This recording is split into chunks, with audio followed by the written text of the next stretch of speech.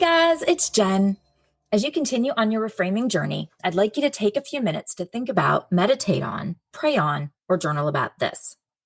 Celebrate others. It's not my time right now.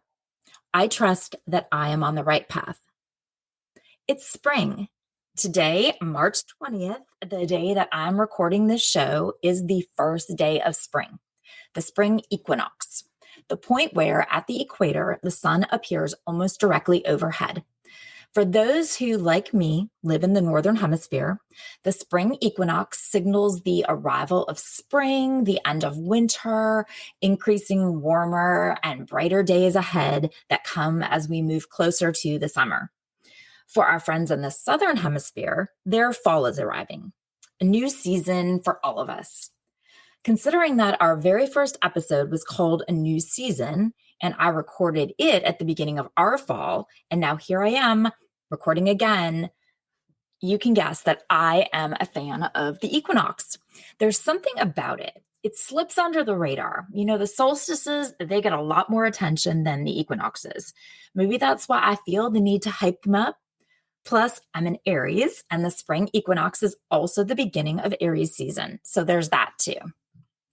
Ironically, despite living in the South where it's quite warm and very hot very often, today it is freezing.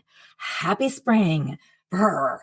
Of course, spring sports don't care about the weather, so I will be outside freezing my cute little bum off at back-to-back soccer and lacrosse games this evening. Ugh. Another reason that I like the spring equinox is because despite today's frigid temperatures, it marks the start of the change to warmer, brighter days, and I am not a fan of the cold, dark days of winter. I know that during the winter, if I'm ever reminded that those in the Southern Hemisphere are midsummer, I do feel quite envious. I'd sure love to be warm and tan. Today, it finally feels like there is hope for that on the horizon. But now, for the Southern Hemisphere, they are facing darker, colder days ahead. So, Australia, it is our time to shine. Enjoy where you're at now because your time will come again in a few months. In life, it's a lot harder to accept this concept, right? The idea that sometimes it's just not our time. We see others succeeding and we feel envy. Can we instead recognize that just like the seasons for the hemispheres, it's not our time right now? Can we celebrate others as we continue to trust our own path, recognizing that their successes don't prevent us from succeeding when it's our time? Just because Australia had a sunny, warm summer doesn't mean that ours will be any less great when it gets here. I swear, I do know other countries in the Southern Hemisphere. My head is just really stuck on Australia at the moment. Anyway, just because she is thriving right now over there doesn't mean that our successes will be any less amazing when they get here. Can we celebrate others and trust that we are on the right path? I saw this idea of trusting that we are on the right path shared by our friends at Enlightened Empaths on their socials this morning. And I must say, it struck me. I am not a patient person. If I decide that I want something done, it should have been done like yesterday. I should be very embarrassed by the amount of money that I spend on expedited shipping. Do I really need it tomorrow? I mean, what's your definition of need? Unfortunately, for people like me, there is not expedited shipping available on our dreams. And when we manifest, we can't make it happen any sooner than the universe or God or that higher power is ready for. Manifesting is about speaking it out loud and writing it down, of course, and then putting in the work. And in due time, we can watch our dreams come true. But sometimes it's really hard to keep plugging along, right? To get up every day and take that morning run, even when our time doesn't seem to be improving.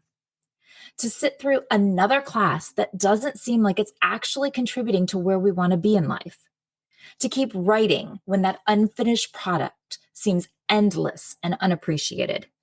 To continue on our wellness journey, even when our weight or blood pressure or stamina doesn't seem to budge.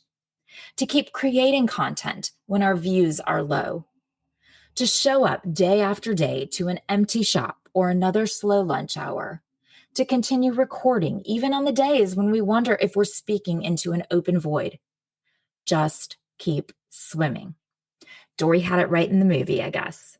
Just keep swimming. Trust the process. I trust that I am on the right path. Know that it took years to get us to this point, but if we manifest it and we put in the hard work, trust that it will come in whatever format is right for us, because we are on the right path. So today, what do you need to do to put in the work toward your goals? Do you dream of a new career or a college degree? Do you dream of being a published author or selling the flowers from your yard or your grandmother's hot sauce recipe at a farmer's market? Do you want to start dating again or make new friends? Do you want to study meditation or astrology, lose 20 pounds, or run a marathon? Whatever you are manifesting, we must continue to trust that we are on the right path. And just because someone else has reached their goals doesn't mean that yours aren't coming. Celebrate others. It's not my time right now. I trust that I am on the right path. Thank you so much for listening. Please remember to follow the show so you don't miss any new content. And please share it with your friends who might also benefit from or enjoy the show. That's how we will grow our community. Reach out on socials on Instagram and TikTok at Reframing Me. And on Facebook, it's Reframing Me. And join the Facebook group Reframing Me, a podcast community, to connect with other women who are also raising teens and rediscovering themselves. Until next time, be well, communicate, and manifest your dreams.